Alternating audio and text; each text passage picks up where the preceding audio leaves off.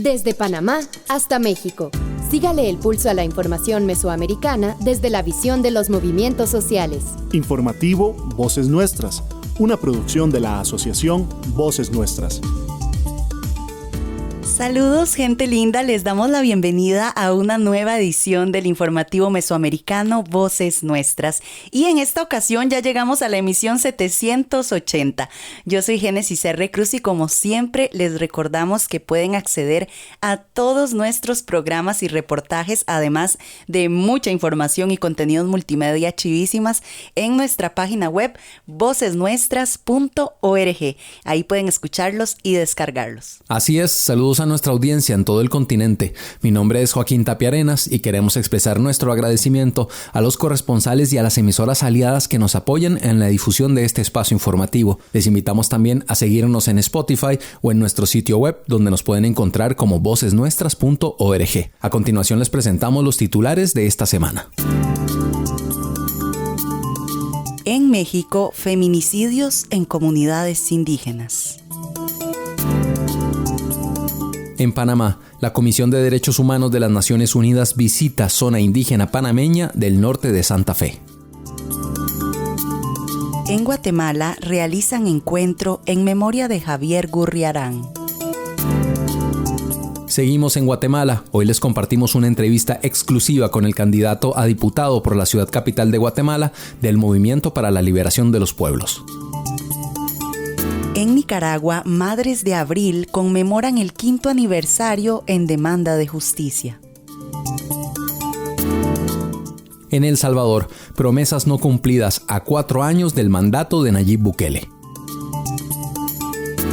En Honduras, 17 personas defensoras fueron asesinadas el año pasado y la impunidad por estos crímenes supera el 95%.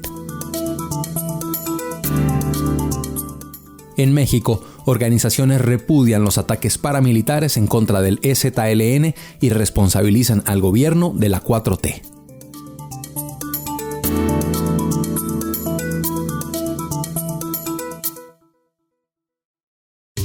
Nos unen nuestros territorios, nuestras historias, nuestras culturas.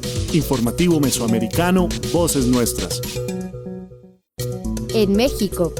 El pasado 25 de mayo, la radio comunitaria Sinaca, ubicada en el municipio de Cuetzalan, en Puebla, presentó el reportaje de investigación Cuetzalan no es mágico, es feminicida. El feminicidio en comunidades indígenas. Esto en colaboración con la organización Cultural Survival. Los detalles de la información con Sandra Luz Cruz, nuestra corresponsal en México. A propósito de 2 casos recientes de feminicidios en el municipio de Cuetzalan, en la sierra nororiental del estado de Puebla, y en un ejercicio de no guardar silencio, Radio Sinaca comparte un reportaje de investigación sobre asesinatos de mujeres en comunidades indígenas, para no perder de vista que en pueblos originarios también se cometen feminicidios que después son silenciados. Enseguida escuchamos a Ana Salgado del equipo de Radio Sinaca en la presentación del reportaje Cuetzalan no es mágico, es feminicida. Y bueno, pues para continuar en este espacio también queremos empezar a compartirles cómo es que fue todo este proceso de elaboración de este reportaje de investigación que realmente a nosotras, ¿no? Siendo un medio de comunicación, pues son situaciones que nos atraviesan en la vida cotidiana, que bueno, ya desde hace muchos años, desde Radio Comunitaria Sinaca, hemos sentido esa necesidad de pues hacer visible muchas problemáticas y necesidades que atraviesan las comunidades y pueblos indígenas y pues más las situaciones que nos lastiman y hieren a las mujeres. Pues a raíz de la pandemia empezamos a abordar más diferentes temas como los impactos que ha tenido la pandemia o que tuvo la pandemia durante toda esa etapa, todos esos años que nos atravesó y también después de la pandemia. Y bueno, pues ahí caímos en cuenta que pues las mujeres atravesamos más violencias en nuestras familias, en las comunidades, en los trabajos, en muchos espacios, y pues es así como nos dimos cuenta que había una incompetencia de la impartición de justicia para resolver los casos de feminicidios que pocas veces son nombrados. A continuación, para el informativo mesoamericano Voces Nuestras, esta es la primera parte del reportaje elaborado por Radio Sinaca, La siguiente semana les compartiremos una segunda entrega de este material.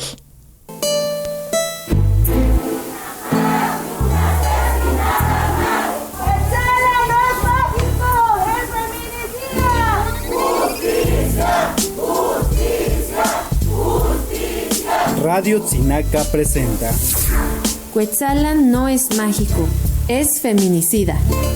Las particularidades del feminicidio en comunidades indígenas. un reportaje de investigación que contribuye a la visibilización de la violencia feminicida y los pendientes de justicia en nuestro municipio. Justicia para Rosa María y Genoveva Lino.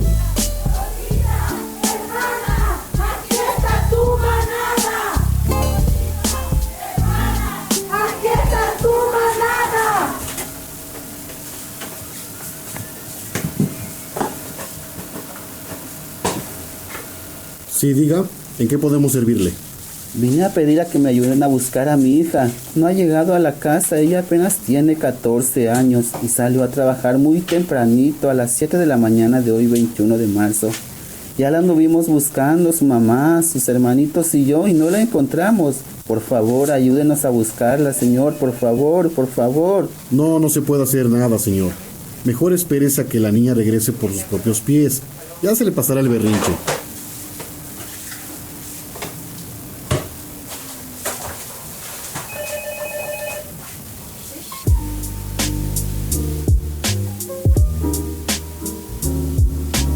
Esta es una de las formas de actuar de los funcionarios que laboran en las oficinas del Ministerio Público ante situaciones de desaparición de niñas, adolescentes y mujeres del municipio de Cuetzalan del Progreso en Puebla. La menor de edad, Rosa María López, del barrio de Cuapech, Cuetzalan, en marzo de 2022, fue localizada sin vida después de que su papá y mamá, y después las autoridades municipales, la estuvieron buscando durante 2 días. Muy bien, señora. A ver, dígame quiénes estuvieron presentes mientras la golpeó. Mi hija y mi sobrina. Vienen aquí conmigo. ¿Cuántos años tienen esas niñas? Pues 17 y la otra 15 años. No es posible que ellas testifiquen. Debe venir su esposo, por favor. Pero es que ellas vieron todo.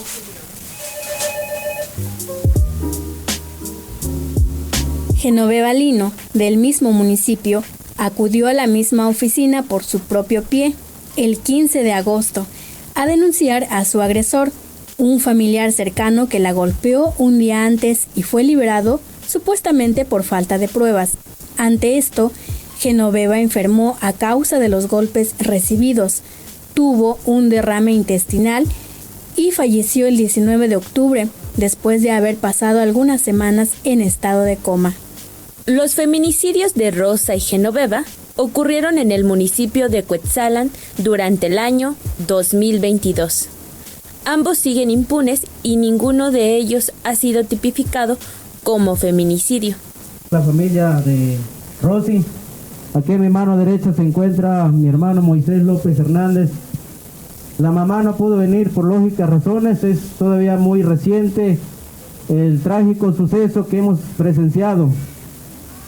No se puede hacer nada, que regrese la niña por sus propios pies hasta que se le pase el berrinche. Es la respuesta que le da un funcionario público a un campesino que clama ayuda, que clama asesoría cuando su hija se encuentra desaparecida. Yo creo que a estas alturas no podemos tener funcionarios con ese grado de insensibilidad, con ese grado de intolerancia. La insensibilidad mata. Ciertamente fueron minutos y horas muy valiosos que pudimos haber logrado la aparición de la niña con vida. Si al final ellos, que tienen las facultades para exigir nuestros derechos y pedir justicia por nuestras hermanas que ya no están, les es muy fácil ignorar o hacer como que están haciendo mucho cuando pasan meses y los resultados están en cero. Pero ahora me gustaría recordar a mi tía Genoveva Lino Molina, porque aunque a las autoridades se les haya olvidado, a mí no se me olvida, y no se me olvida cada golpe que le dieron, la cual lo arrimó a su muerte. Llevo 5 meses añorando su voz, sus consejos, esperando resultados, esperando al menos una esperanza por justicia hacia ella.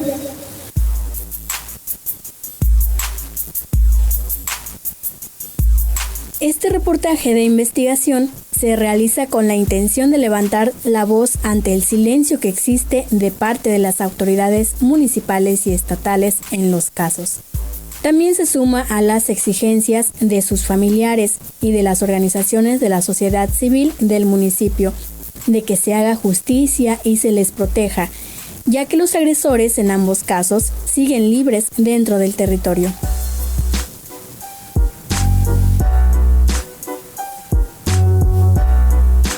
De acuerdo con el Secretariado Ejecutivo del Sistema Nacional de Seguridad Pública, en México durante el año 2022 sumaron 3.754 muertes de mujeres, de las cuales solo 947, es decir, el 33.7%, se investigaron como feminicidios. Con ello se mantuvo el promedio de 10 mujeres asesinadas al día en el país.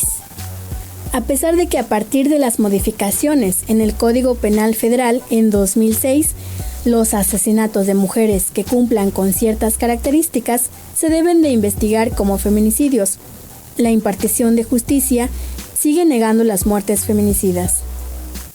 Enfrentar situaciones de violencia en contra de las mujeres en territorios indígenas y rurales implica enfrentarse a un sinfín de condiciones desiguales que expresa Laura Hernández, de la Coordinadora Nacional de Mujeres Indígenas, CONAMI. Este racismo y desigualdad histórica para comunidades y pueblos indígenas ha hecho que ciertos servicios sean impensables para que los usen las mujeres, y uno de ellos son mecanismos de atención de acceso a la justicia. Por ejemplo, mujeres, puede ser que a lo mejor ya tenían una cuestión de violencia mucho antes del feminicidio, no hay un ministerio público cerca, ¿no? O para ir tienes que bajar a la cabecera, y no tienen recursos económicos.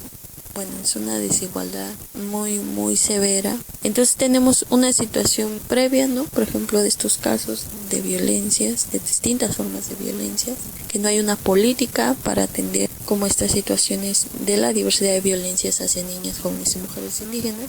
Ya cuando concretamente se dan casos de feminicidio es mucho más complejo, ¿no?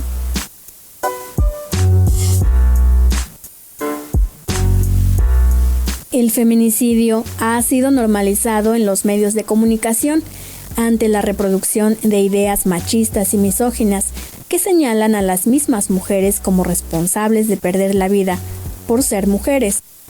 Ante esto, en los territorios indígenas y rurales es importante nombrar esa forma de violencia que atenta contra los cuerpos de las mujeres, para prevenirla y exigir justicia, como lo comparte la compañera del colectivo, Nana Echeri.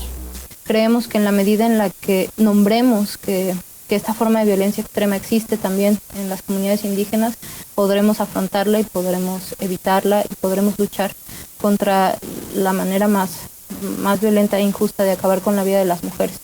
De nuestro paso y nuestro proceso de acompañamiento y de nuestra dinámica en las comunidades, pues nos hemos percatado incluso de que si no nombramos esto, pues se siguen suscitando muchos feminicidios que son pasados por suicidios o que se hacen pasar por suicidios, o incluso hay algunas personas que pues encubren estos feminicidios, como por ejemplo médicos en las regiones, etcétera, ¿no? Entonces sí es un problema grave que debe nombrarse, que debe reconocerse en los contextos indígenas, incluso que debe tratar de dialogar con los sistemas normativos de la comunidad para que de alguna forma la propia comunidad decida qué hacer frente a una violencia como esta, ¿no? Entonces sí nos parece que es fundamental que hablemos de los feminicidios, que los hablemos en estos territorios y que hablemos también de las dificultades del acceso a la justicia que se vuelven todavía mayores para las mujeres indígenas, de la opacidad o la ausencia de las instituciones que deberían estar a cargo de procurar generar herramientas y formas de evitar estas violencias.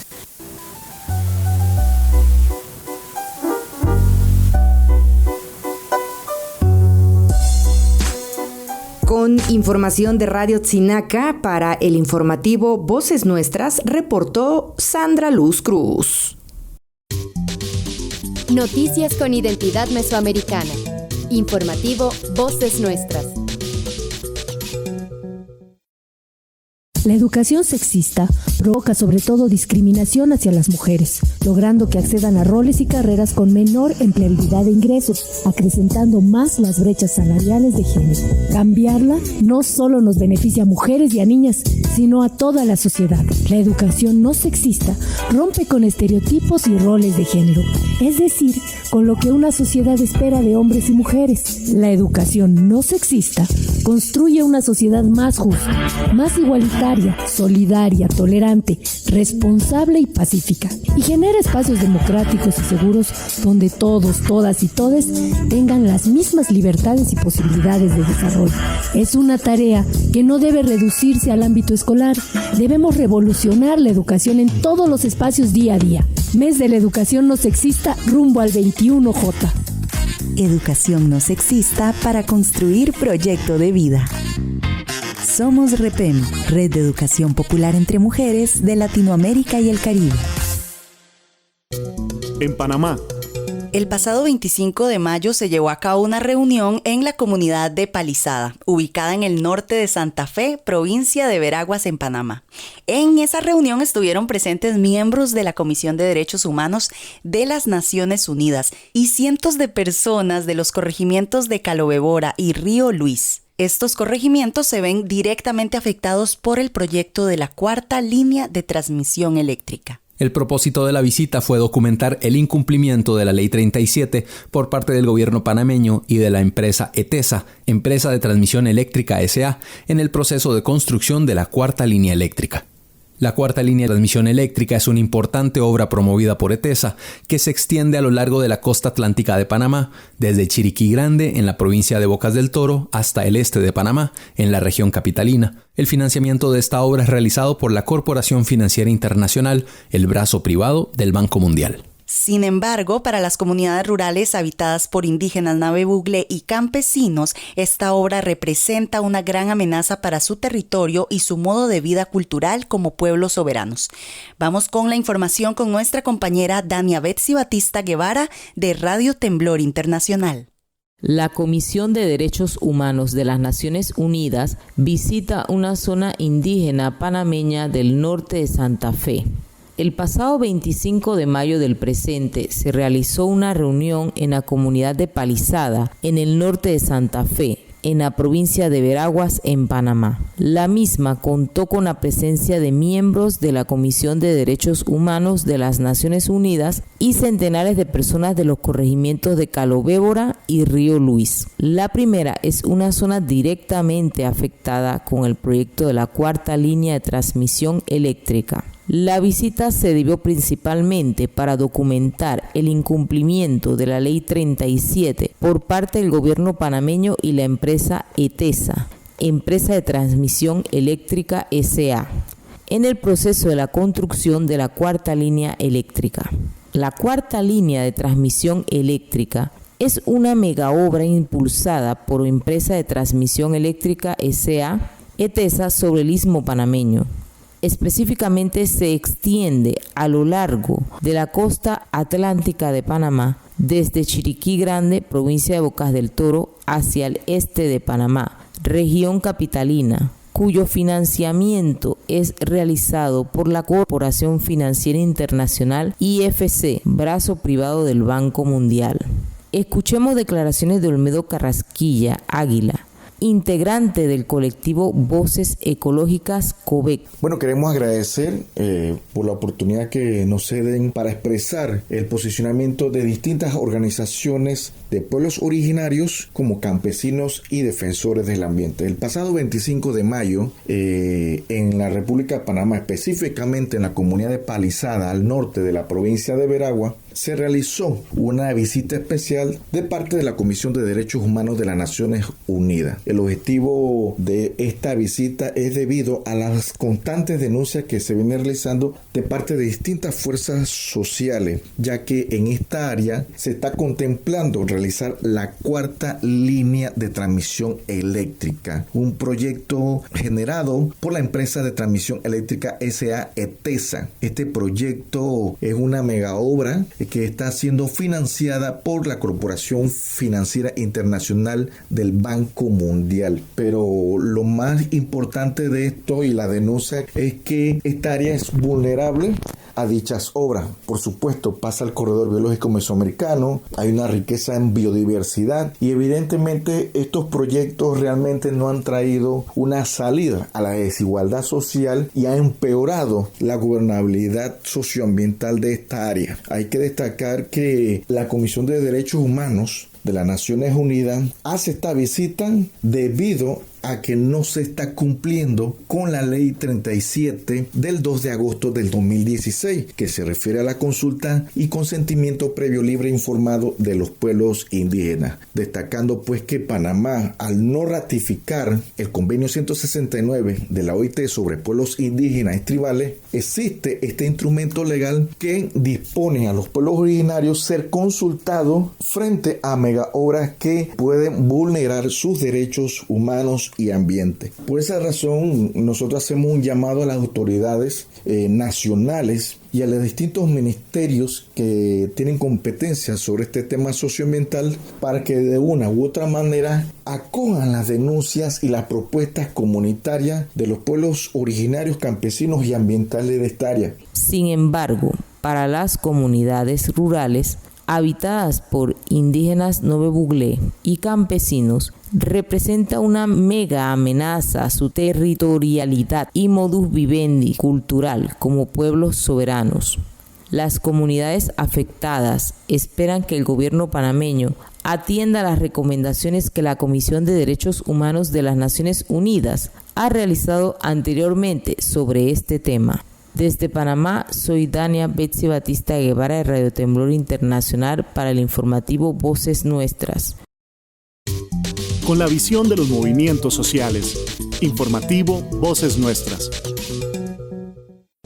En Guatemala. En la Casa de la Memoria, Cajitulam, en la ciudad de Guatemala, se reunieron mujeres y hombres pertenecientes al movimiento indígena y campesino, además de estudiantes, laicos y religiosos, para rendir homenaje a Javier Gurriarán, reconocido luchador social y defensor de la memoria, la tierra y los recursos naturales. El evento fue emotivo y recordó la dedicación de Gurriarán a los pobres, su lucha y su vida junto a las comunidades mayas desplazadas y perseguidas por el ejército guatemalteco durante los años 80 en las comunidades de población en resistencia de la sierra. La formación de estas comunidades salvó la vida aproximadamente de 25,000 personas que vivían en medio de la selva, soportando constantes bombardeos y cerco militar como parte de la estrategia de genocidio en Guatemala durante el conflicto armado interno. En medio de sollozos y tristeza, uno de los asistentes leyó una carta en la que expresaba admiración y respeto hacia la vida de Javier Gurriarán. La nota con el corresponsal Herbert Reyes desde Ciudad de Guatemala. Javier Gurriarán ha emprendido un nuevo viaje por las selvas de la memoria. Ha partido hoy con su pasito lento, su mochila al hombro, su gorra negra y un cigarro en la mano que alumbra la vereda del camino a la memoria. Ahí va Javier, marcando el paso con su risa de siempre, llamándonos a seguir la senda de la lucha por la vida y la tierra. Le quedan aquí dolientes los pueblos que sobrevivieron al genocidio en el norte del Quiché. Misionero del Sagrado Corazón de Jesús, párroco de Chicamán y Santa María Nevac, impulsor de una acción católica sacudida por la realidad de los pobres, promotor e impulsor de cooperativas y proyectos de desarrollo para los pueblos y chiles, Javier Gurriarán optó por los pobres, sufrió la quema de su parroquia y la desaparición y muerte de sus catequistas, mientras los tenientes le ponían precio a su cabeza. Cuando la diócesis del Quiché se vio obligada a cerrar, el padre Javier decidió dejar los hábitos. No partió al exilio, no buscó parroquia, ni sosiego, ni meditación profunda. Cruzó el umbral y dedicó su vida al pueblo. Lo acompañó en su viacrucis, en su dolor, sufrimiento, vida y resistencia en las montañas, donde miles de familias desplazadas conformaron las comunidades de población en resistencia de la sierra, la CPR Sierra. Sitiada y perseguida por el ejército genocida, las CPRs lo adoptaron como uno de ellos. Y él a su vez los adoptó como su familia, se fundió con ellos en el barro y la lluvia, fue recibido como hijo por el sumal de los Ixiles, se acurrucó junto a ellos bajo el gran árbol Chebelubal.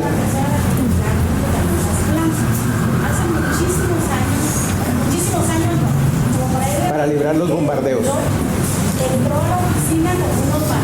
Fue parte del dolor y la dignidad rebelde, capaz de salvaguardar la vida frente a un Estado preparado para el genocidio.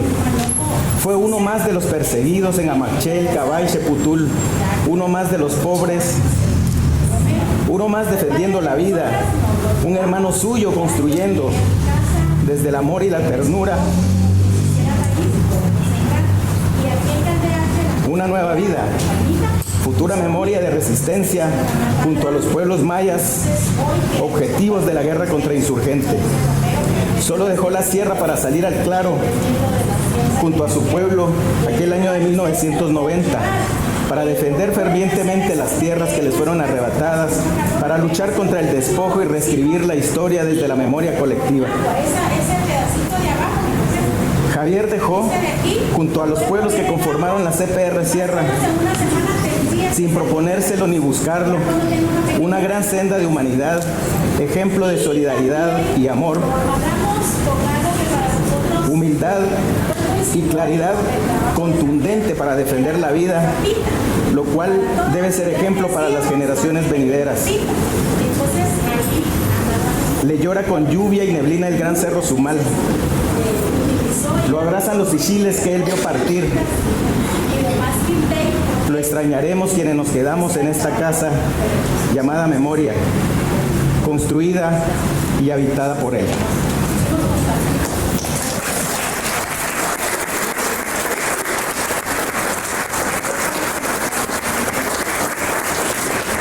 Javier, presente en la lucha. Javier, presente en la lucha. Buen viaje, Javier. Lo más hermoso en ese acto fue ver personas que se refirieron a la lucha por la vida con tan lindos recuerdos de vos. Sea el internacionalismo una manera de amar el planeta para defenderlo. Hermosa encuentra la vida quien la construye hermosa. Por eso amo en ti lo que tú amas en mí. La lucha por la construcción hermosa de nuestro planeta. Otto René Castillo. Desde la ciudad de Guatemala, reportó para el informativo mesoamericano Voces Nuestras, Herbert Reyes. Con la visión de los movimientos sociales. Informativo Voces Nuestras. Atención profesionales, estudiantes y representantes de los gremios de sociología en Centroamérica. Estamos a las puertas de un espacio de reflexión, intercambio de saberes y debate crítico desde Centroamérica para sí y para el mundo. 18º Congreso Centroamericano de Sociología, ACAS 2023. Resistencias y alternativas frente a la erosión de los derechos humanos y las democracias en el Istmo Centroamericano. A celebrarse en la Universidad Nacional de Costa Rica, en la provincia de Heredia, del 5 al 9 de junio. 18º Congreso Centroamericano de Sociología, Asociación Centroamericana de Sociología 2023. En Guatemala. Esta semana nuestro compañero Joaquín Tapia, de Voces Nuestras, conversó con Juan Antonio Fernández, candidato a diputado por la ciudad capital de Guatemala del Movimiento para la Liberación de los Pueblos MLP. Y en esta primera entrega, Fernández comentó sobre el ambiente electoral en Guatemala, los orígenes del Movimiento para la Liberación de los Pueblos y su rol en la coyuntura política actual, así como las propuestas que ha presentado a la ciudadanía desde su candidatura.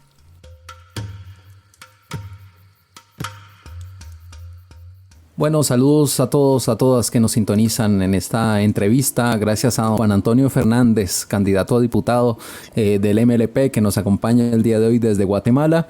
Este compañero sociólogo guatemalteco con maestría en gestión de políticas públicas por la Universidad de Lisboa en Portugal. También profesor universitario, columnista de prensa. Y nos acompaña el día de hoy, don Juan Antonio. Muchísimas gracias por el tiempo. Gracias, Joaquín, y gracias a Voces Nuestras por este espacio alternativo de comunicación para poder llevar el mensaje no solo a Guatemala, sino a diferentes lugares de América Latina.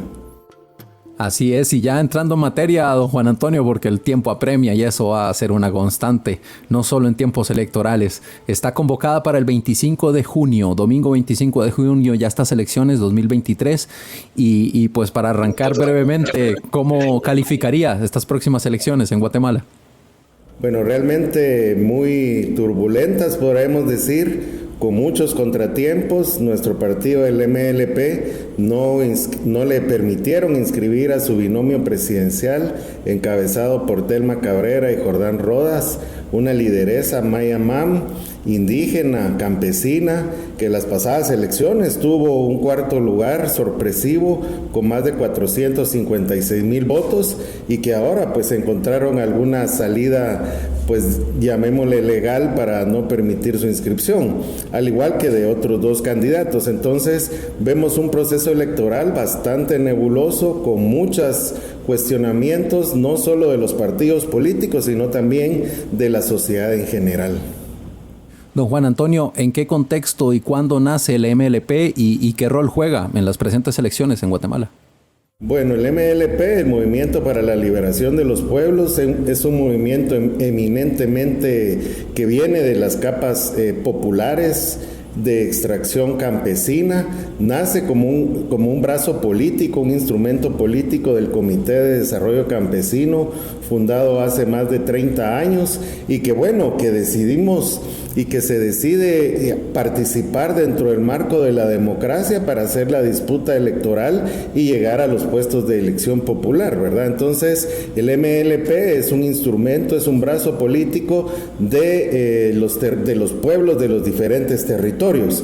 Nace en el área rural, pero ahora ya nos encontramos con bastante actitud y fortaleza en los territorios urbanos también. ¿Qué rol está jugando este partido político, este instrumento político, como bien habla, a nivel nacional? ¿Qué tipo de tensiones o contrapesos está haciendo en este escenario, no solo electoral, sino que político en Guatemala? Bueno, nuestra diputada Vicenta Jerónimo ha marcado grandemente la agenda, llamémosle democrática y transparente en el Congreso, al haber renunciado a todos los privilegios de los cuales hacen uso los diputados, es decir, el celular, la computadora, el internet, la comida, caja chica, todo eso desde su primer año de gestión, los vehículos, ella ha renunciado a eso y dando el ejemplo a la sociedad y a los demás diputados, que nadie se ha sumado. Sin embargo, la sociedad le reconoce esa acción de mucha valentía, pero también de mucha solidaridad en un pueblo empobrecido, con niveles de pobreza en áreas rurales hasta del 60-70% y con niveles alarmantes de nutrición infantil en el país. Entonces, el MLP ha marcado esa dignidad dentro de la agenda legislativa, pero también se ha posicionado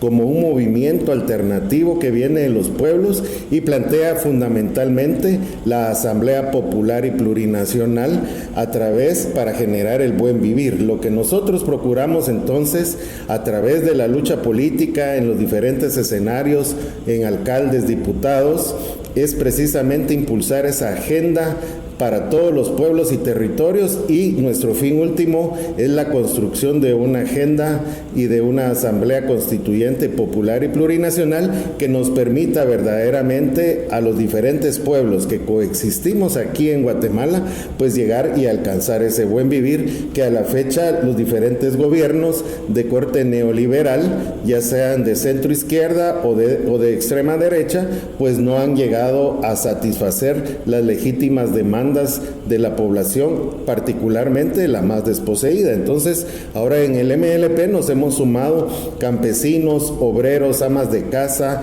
en mi caso profesionales, profesores universitarios, a esta lucha para alcanzar el buen vivir. Don Juan Antonio, su candidatura por la Diputación por la ciudad de Guatemala pues tiene mucho que ver en el análisis que tenga usted de los problemas, ¿no? y de la intención de atenderlos. ¿Cómo están las propuestas y cómo está el trabajo que ha ido presentando a la ciudadanía? Bueno, indudablemente nosotros partimos de un análisis profundo de las graves problemáticas de la ciudad de Guatemala que tienen que ver con la falta del agua, con la falta de seguridad y transporte y acceso a servicios básicos en salud. Entonces nosotros proponemos, en primer lugar, para eliminar la corrupción, quitar los privilegios de raíz, tal y como yo lo he mencionado, pero también proponemos hacer una fiscalización profunda de todo aquel actuar que llevan a cabo las instituciones gubernamentales para que verdaderamente respondan a los intereses de la población y que no se dé, como en la actualidad, de que la mayoría carece de los servicios básicos y mínimos y prácticamente los diputados que responden a sus financistas pues no dicen nada, y nosotros que respondemos al pueblo, a los territorios, a nuestra conciencia, pues verdaderamente vamos a hacer una labor de fiscalización profunda, pero también vamos a actuar con el ejemplo, vamos a ser austeros y vamos a llevar dignidad al Congreso de la República. Escuchábamos la primera entrega de 2 partes de la entrevista que sostuvo nuestro compañero Joaquín Tapia con Juan Antonio Fernández, candidato a diputado por la ciudad capital de Guatemala del Movimiento para la Liberación de los Pueblos, MLP. Les invitamos a ver la entrevista completa en el canal de YouTube de Voces Nuestras y les adelantamos que la siguiente semana, en una segunda entrega de la entrevista, vamos a conocer sobre los temas de género en la propuesta política del MLP, el ambiente electoral de cara a los comicios del 25 de junio y también por qué el Movimiento para la Liberación de los Pueblos es el único partido político que habla de dignidad en su propuesta.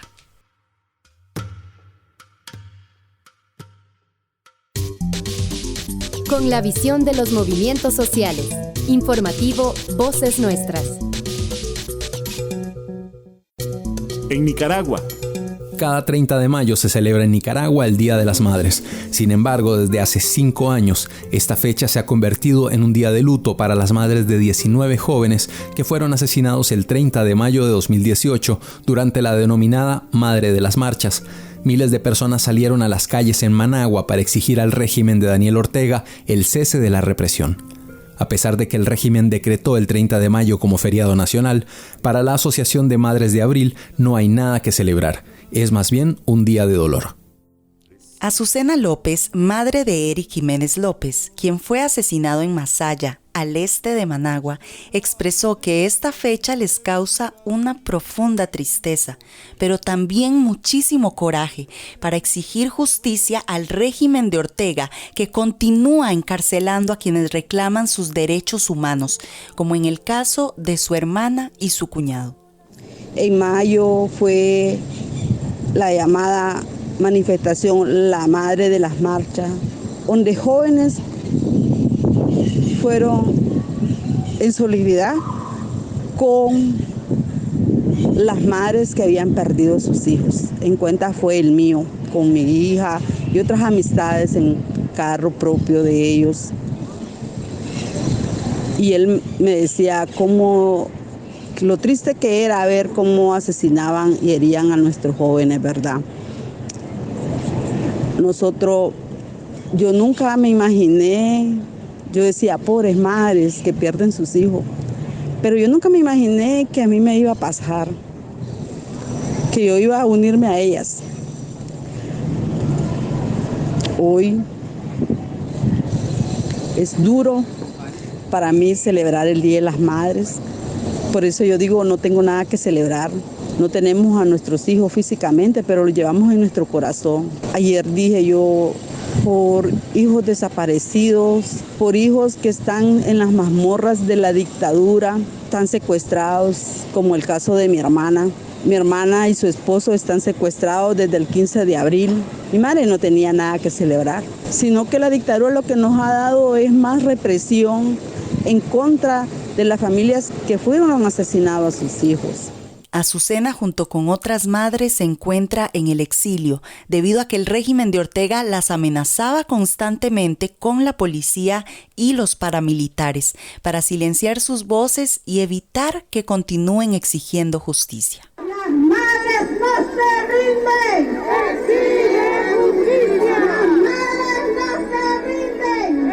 ¡Exigen justicia! El colectivo de derechos humanos Nicaragua Nunca Más, en una publicación realizada el pasado 30 de mayo, expresó su solidaridad con las madres de Abril y se sumó a la demanda de justicia por las 355 personas que perdieron la vida durante las protestas de 2018, según informó la Comisión Interamericana de Derechos Humanos.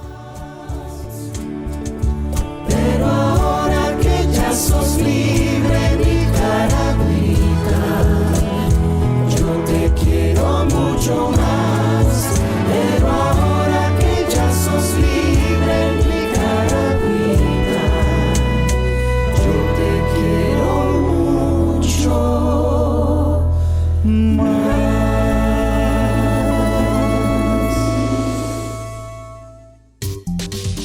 Noticias con identidad mesoamericana. Informativo Voces Nuestras. En El Salvador. A 4 años de la gestión del presidente Nayib Bukele, la población salvadoreña resiente las promesas no cumplidas de mejorar la economía familiar, la educación, la salud e incluso reprueban las violaciones a los derechos humanos que están siendo cometidas bajo un estado de excepción. Vamos a escuchar la nota de nuestro corresponsal en El Salvador, Alfredo Carías. Entonces, en 4 años de gobierno, nosotros podemos evaluar de manera negativa al presidente, le ponemos una nota de reprobado. No, no lo ha mejorado, porque todo ha puesto caro, la canasta básica, así como yo que tengo tienda, ¿verdad? Está perjudicando a todos, negociantes y población que lo consumimos, ¿verdad? Así es que allí está que no sirve de nada. ¿Verdad? Que dijo que era un cambio, pero no, los engañó. ¿De qué logros podemos hablar? ¿Verdad? No podemos hablar de nada, solamente lamentar de que fuimos todos engañados porque quiera sea o no, creamos expectativas que en su campaña electoral y dijimos que él nos iba a cumplir, pero la verdad es que lamentablemente no ha sido así. Estamos hartos de Bukele. No queremos ni un día más a Bukele en la presidencia. Saludos, audiencia de Voces Nuestras. Nos encontramos en una concentración pacífica que se lleva a cabo en el Monumento de la Constitución en la capital salvadoreña, donde representantes de sindicatos, excombatientes de la Fuerza Armada y la guerrilla y representantes de organizaciones de la sociedad civil se han presentado y se han concentrado para manifestarse en contra de 4 años de la gestión gubernamental de Nayib Bukele y las intenciones de reelección de este mandatario en este país. Escuchemos las declaraciones de las personas a cargo. Estamos acá en el Monumento a la Constitución, ¿verdad? Que es un monumento simbólico que representa nuestra Carta Magna en El Salvador. Somos miembros de la Alianza El Salvador en Paz, ¿verdad? Mi nombre es Marvin Reyes, secretario general del Movimiento de Trabajadores de la Policía. Nosotros representamos este segmento de trabajadores que son miembros de la institución policial. En estos 4 años, el gobierno del presidente Bukele se ha caracterizado por no escuchar a nadie. En materia de educación no se ha hecho nada, no se ha modificado absolutamente nada, seguimos con una educación mediocre, ¿verdad? La gente va a los hospitales públicos, no hay medicina, la cita se la dejan hasta dentro de 6, 7 meses o 1 año. Somos el último en la región en crecimiento económico, según el último informe de la CEPAL.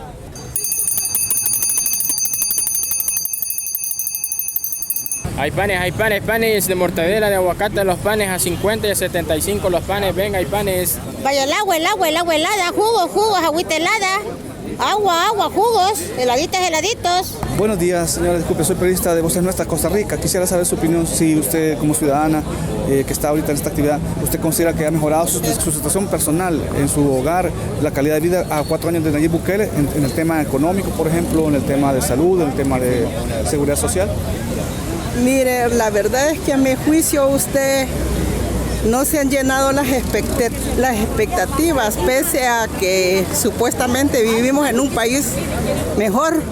La verdad es que no. Prueba de ello es que, vaya, por ejemplo, en el caso de salud se ha hecho mucha propaganda, pero la verdad es que los hospitales están sin medicinas, ¿verdad? No cubren las necesidades de toda la población, principalmente de la población adulta mayor. Y en caso de la educación igual, vivimos peor. No, muchos jóvenes, por ejemplo, que fue lo que el presidente prometió en su campaña, hay muchos estudiantes que se han salido por falta de recursos económicos, no han sido apoyados como se hizo creer en la campaña. Y así sucesivamente, el tema económico es el tema que nos está golpeando a todos.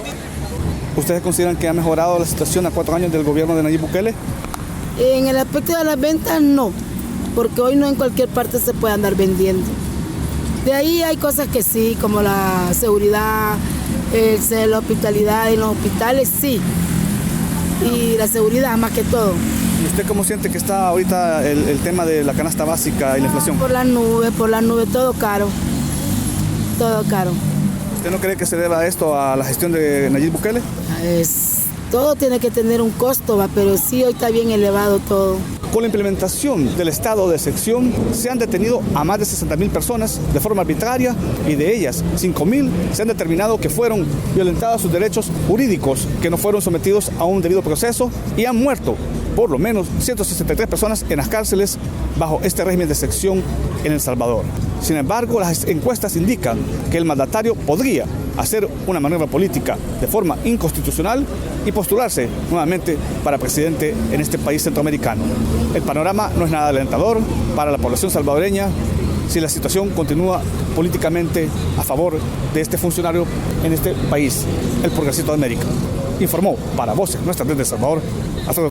Aquí se escuchan las voces de las mujeres y hombres que construyen Mesoamérica día a día. Informativo Voces Nuestras. En Honduras.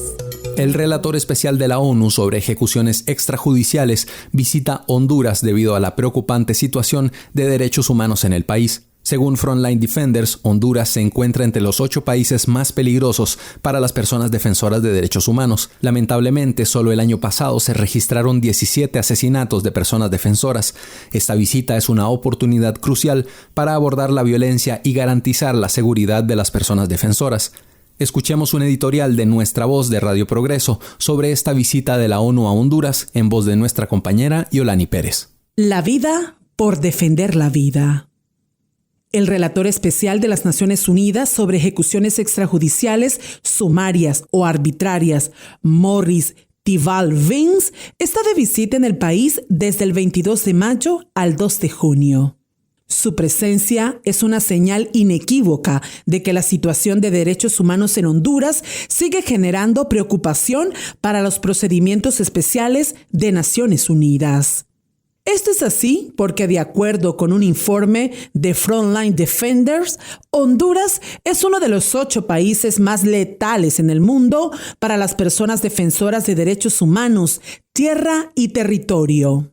Solo el año pasado fueron asesinadas 17 personas defensoras y la impunidad de estos y otros crímenes supera el 95%, lo cual evidencia 2 cosas.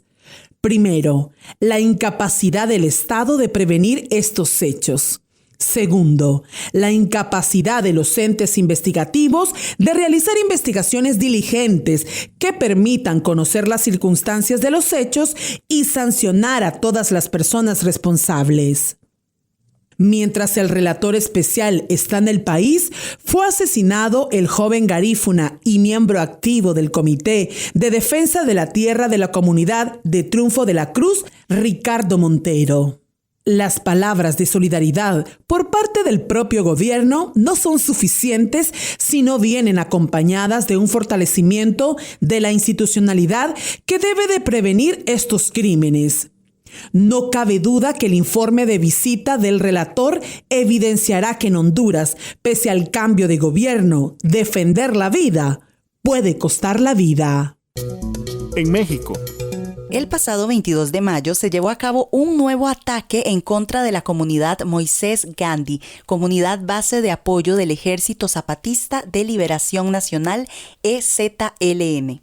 Ante esto, el 31 de mayo, distintas organizaciones, colectivos y personas repudiaron el hecho e insistieron en que estos ataques no son aislados y que tanto el gobernador de Chiapas, Rutilio Escandón Cadenas, y el presidente de México, Andrés Manuel López Obrador, son responsables. Escuchemos la nota de nuestra compañera Neri Chávez desde México.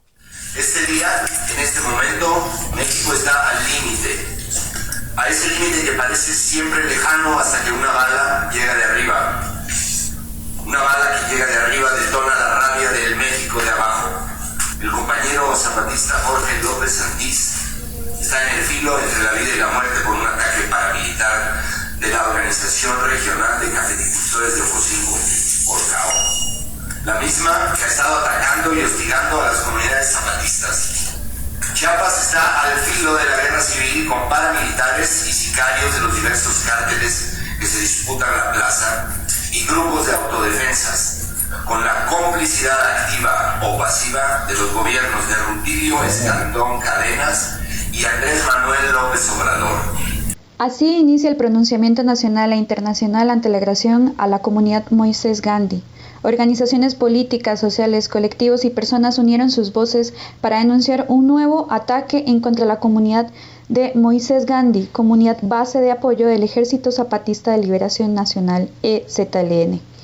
El pasado 22 de mayo, la comunidad Moisés Gandhi fue atacada por el grupo paramilitar que se llama Organización Regional de Cafeticultores de Ocosingo, Orcao.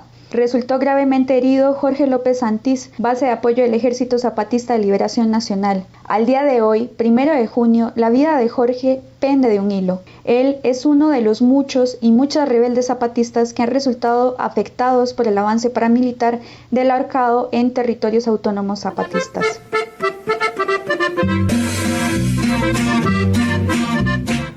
Esta violencia no es aislada. En su última comunicación, fechada el 19 de septiembre del 2021, el EZLN denunció el secuestro de los compañeros Sebastián Núñez Pérez y José Antonio Sánchez Juárez. Ambos son autoridades autónomas de la Junta de Buen Gobierno de Patria Nueva, Chiapas. La ahorcado fue la responsable y en esa misma comunicación, el EZLN la nombra como una organización paramilitar financiada por programas sociales. Luego de 8 días privados de libertad, los compañeros fueron liberados y el EZLN llamó a la acción nacional e internacional el 24 de septiembre de ese mismo año. Al final de ese comunicado se puede leer: es todo. Para otra ocasión ya no habrá comunicado, o sea, no habrá palabras, sino hechos. Porque nuestra patria grita y necesita de todo el esfuerzo de los zapatistas.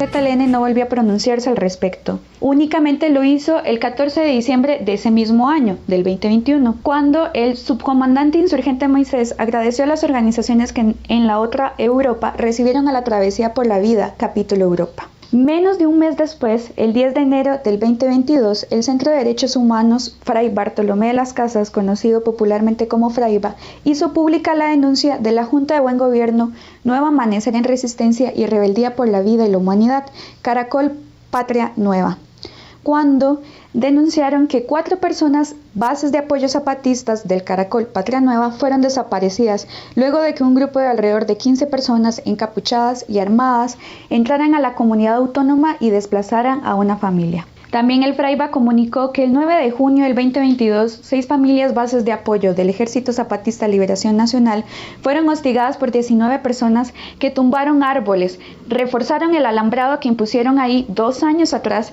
en ese mismo pueblo, y luego se movilizaron al centro del poblado y amenazaron de muerte e insultaron a la comunidad de San Gregorio, una de las afectadas por estos ataques del ahorcado.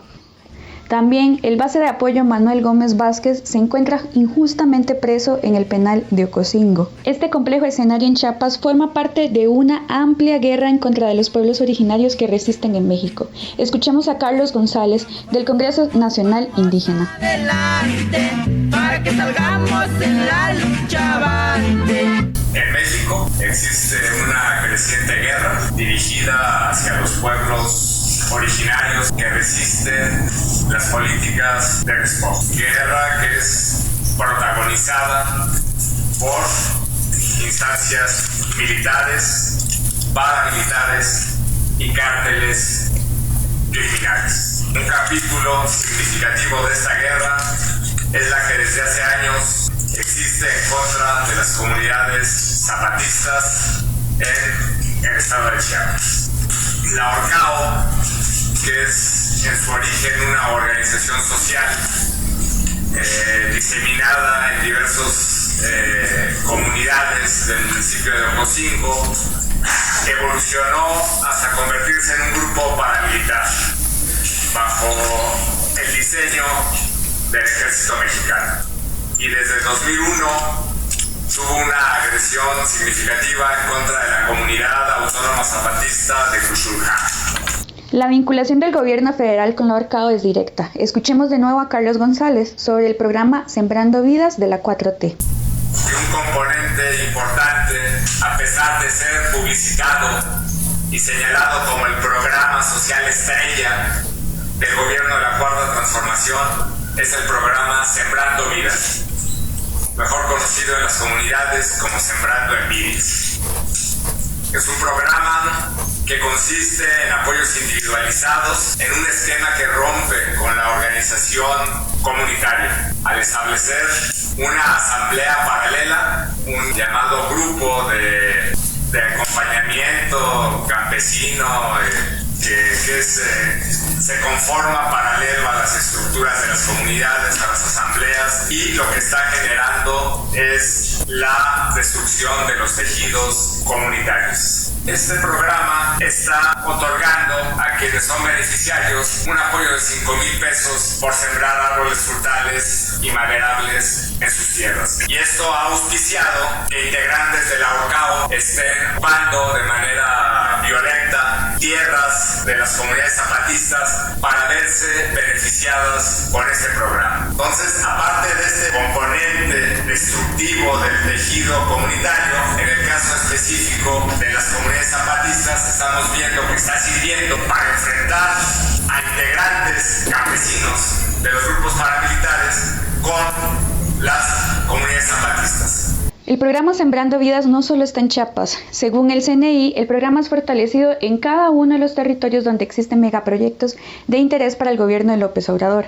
Tal es el caso de los territorios que están siendo amenazados por el canal interoceánico en el istmo de Tehuantepec. Así, a la presencia del Ejército y de la Guardia Nacional se debe de sumar el proyecto Sembrando Vidas como precursor de la guerra en contra de los pueblos originarios y comunidades en resistencia en México. Este año, el EZLN cumple 40 años de resistencia, 40 años de sembrar autonomía, dignidad y resistencia. En defensa de ese proceso y en repudio a las agresiones en contra del EZLN, es que se convoca en México y en todas las geografías en resistencia y solidarias con el EZLN a movilizarse. La cita es el próximo 8 de junio. En palabras de Marichuy, la vocera del Congreso Nacional Indígena, escuchemos por qué es importante visibilizar esta violencia en contra del EZLN y por qué es importante movilizarnos constantemente durante esta jornada.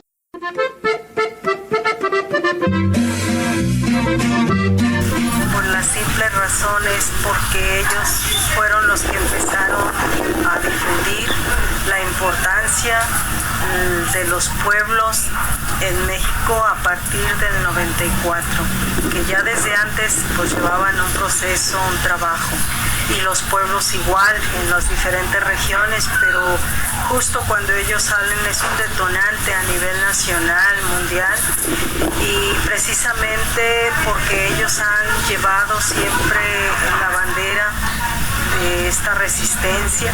Esta fue una nota de Neri Chávez García para el Informativo Mesoamericano de Voces Nuestras. Vamos, vamos, vamos, vamos adelante, para que salgamos en la lucha avante. Si tiene información, sugerencias o comentarios, le invitamos a escribirnos a redaccion@vocesnuestras.org. En Twitter somos Voces Nuestras. Llegamos al final del informativo mesoamericano Voces Nuestras. Antes de irnos, queremos agradecer a todos los y las corresponsales de la red que producen este espacio informativo, también a las radios que nos transmiten y sobre todo a ustedes que nos escuchan y comparten nuestra producción. Así es. Muchísimas gracias a ustedes, más bien a toda la gente que nos escucha, a la gente que se conecta en las plataformas digitales y también a través de nuestro sitio web. No se olviden de buscarnos y seguirnos en las redes sociales como Voces Nuestras, en todas las redes sociales, básicamente. Ahí pueden estar al tanto de la información sobre los movimientos sociales de nuestra región que produce nuestra red de corresponsales en Mesoamérica. Esto ha sido todo por hoy. Yo soy Génesis R. Cruz y nos escuchamos la próxima semana. Hasta pronto. Informativo Mesoamericano Voces Nuestras, una producción de la Asociación Voces Nuestras con el apoyo de la Red de Corresponsales, representantes de medios y organizaciones de Centroamérica y México y el apoyo de Rosa Luxemburg Stiftung y Pan para el Mundo.